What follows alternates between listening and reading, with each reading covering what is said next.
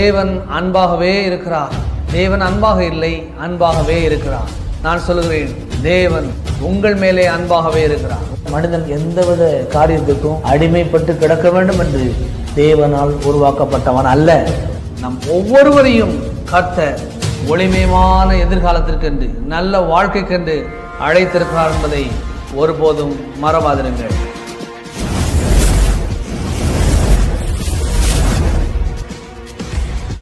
போதும் பாருங்க, உன்மேல் இருக்கிற என் ஆவியையும் நான் உன் வாயில் அருளிய என் வார்த்தைகளும் இது முதல் என்னென்றைக்கும் உன் வாயிலிருந்தும் உன் சந்ததியின் வாயிலிருந்தும் உன் சந்ததியினுடைய சந்ததியின் வாயிலிருந்தும் நீங்குவதில்லை என்று யார் சொல்றாருங்க?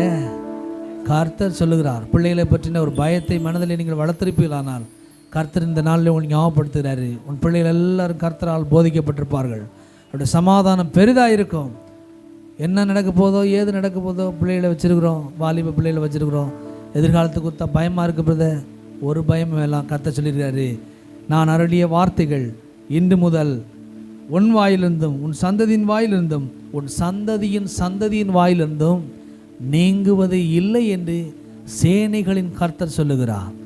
ஆகவே இந்த வார்த்தைகளை பிள்ளைகள் மேலே நீங்கள் பேசணும், நான் பேசணும். பாருங்கள், சந்ததியின் சந்ததியின் வாயிலிருந்தும் தேவனுடைய வார்த்தை நீங்காமல் இருக்கிற ஒரு ஆசீர்வாதம். இது உங்கள் பிள்ளைகளுக்குரிய ஆசீர்வாதம். பாருங்க,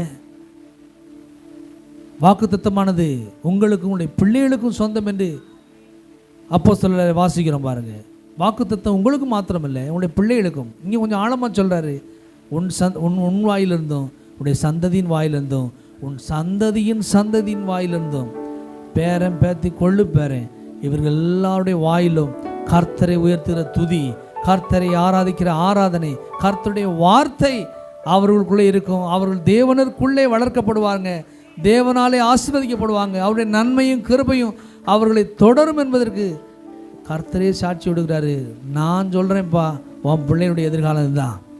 இது மனுஷன் சொன்ன வார்த்தை இல்லை, கர்த்தர் சொன்ன வார்த்தை. இதை பிடிக்கணும். பாருங்கள், கர்த்தாவே நீர் சொல்லியிருக்கிறீ, என் பிள்ளையினுடைய எதிர்காலம் இப்படி தான் இருக்க போகுது. என் பிள்ளைகளை கொடுத்து நான் பயப்பட வேண்டிய அவசியம் இல்லை, கலங்க வேண்டிய அவசியம் இல்லை.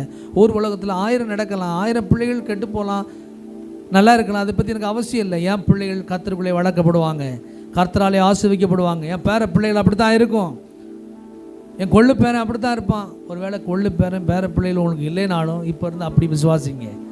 ஏன்னா பின்காலத்தில் வருவாங்கல்ல, இப்போ இருந்தே அதை விசுவாசிங்க. என் பிள்ளையுடைய பிள்ளைகள் அவள் மேலே என்னுடைய இந்த ஆசீர்வாதத்தை நான் கூறுகிறேன்.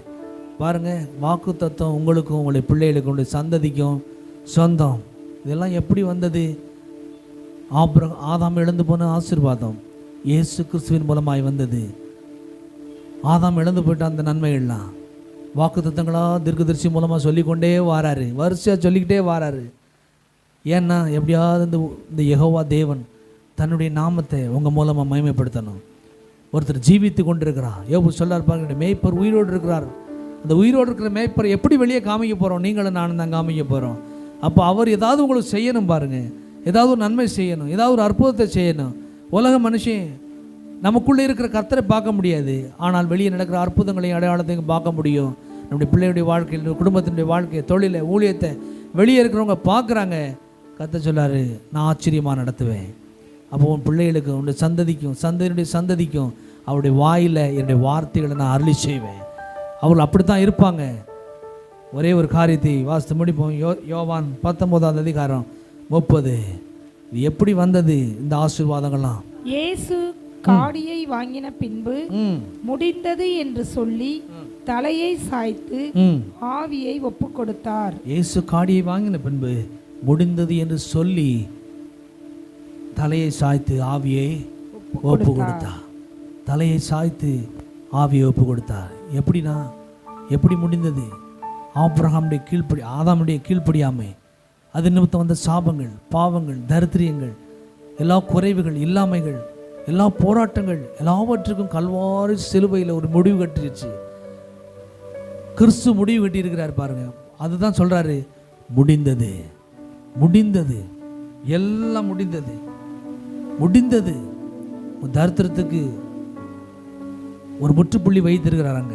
உடைய குறைவுக்கு, உடைய இல்லாமைக்கு, உடைய ஞான குறைவுக்கு, உடைய வளர்ச்சிக்கு தடையாக இருக்கிற எல்லா காரியத்தையும் கல்வாரி சிலுவையிலே ஒரு முடிவு கட்டப்பட்டது.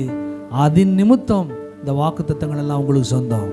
சும்மா வெறுமனே நமக்கு எந்த விதத்தில் சொந்தமாகும்? அவருடைய இரத்தத்தினால மீட்கப்படலைன்னா எந்த விதத்தில் நமக்கு இது சொந்தமாகும்?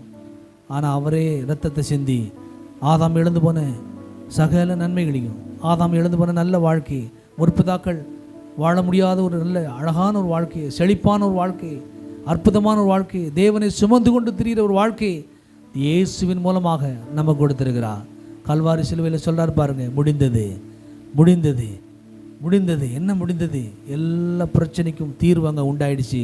மனிதனுடைய நல்வாழ்வு கல்வாரி சிலுவையிலே என்னைக்கு முடிந்தது என்று ஆவியை ஒப்பு கொடுத்தாரோ அன்றையிலிருந்து ஆரம்பித்து விட்டது. இந்த வாக்குத்தத்தங்கள் எல்லாம் இயேசு கிறிஸ்துவுக்குள்ளே ஆம் என்றும் ஆமேன் என்றும் உறுதி செய்யப்பட்டிருக்கிறது. எப்படி? கல்வாரி சிலுவையின் மூலமாக. இன்னைக்கு ஒரு வார்த்தையை நீங்கள் சொல்கிறீங்கன்னா அந்த வார்த்தை எப்படி பலிக்குது? இயேசுவின் கல்வாரி மூலமாக, கல்வாரி சிலுவையின் மூலமாக அதை உங்களுக்கு செய்து முடித்தது நிமித்தமாக அது பலிக்குது. சும்மா வெறுமனை நம்ம சொன்னாப்புல பலிக்க போகிறதில்ல. அதற்கான ஏற்பாடுகளை தேவாதி தேவன் இயேசுவின் மூலமாக நமக்காக செய்து வைத்திருக்கிறார். ஆகவே இந்த வாக்கு தத்தங்களை மனதார நீங்கள் எடுத்துக்கொள்ளலாம். ஒவ்வொரு நாளும் ஒவ்வொரு வார்த்தைகளை பிடிங்க. விசேஷமாக கர்த்தர் இந்த வருஷத்தில் நம்ம கொடுத்துருக்க இந்த வாக்கு தத்தத்தை உங்களுடையது ஆக்கிக் கொள்ளுங்கள், உங்கள் குடும்பத்துடையது ஆக்கிக் கொள்ளுங்கள். எல்லாவற்றிலையும் பலுக வேண்டும், பெருக வேண்டும், நிரப்ப வேண்டும், ஆண்டு கொள்ள வேண்டும். இதுதான் உங்களை குறித்து என்னை குறித்து தேவன் வைத்திருக்கிற திட்டம். இந்த வார்த்தைகளை நிச்சயமாக உங்களுடைய வாழ்க்கையிலே கர்த்தர் இந்த வருஷத்திலே நிறைவேற்றுவாராக. அப்படியே சொல்லி நான் ஆசீர்வதிக்கிறேன். யாவரும் எழுந்து நிற்போம்.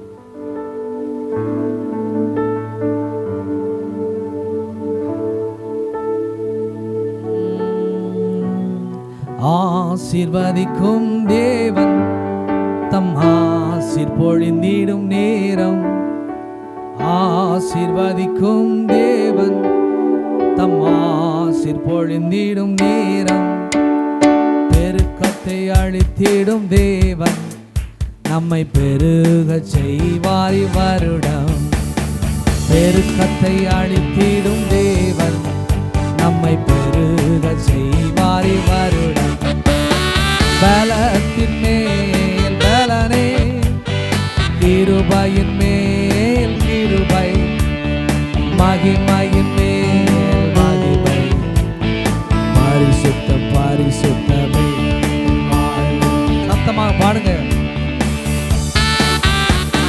பலத்தின் மேல் பலனே, கிருபையின் மேல் கிருபை, மகிமையின் மேல் மகிமை, பரிசுத்தம் பரிசுத்தமே. என் வாழ்வில் பரிசுத்தம் பரிசுத்தமே. வறண்ட வாழ்க்கை செழித்திடுமே, கிருபையின் ஊற்றுகள் பெருகிடுமே.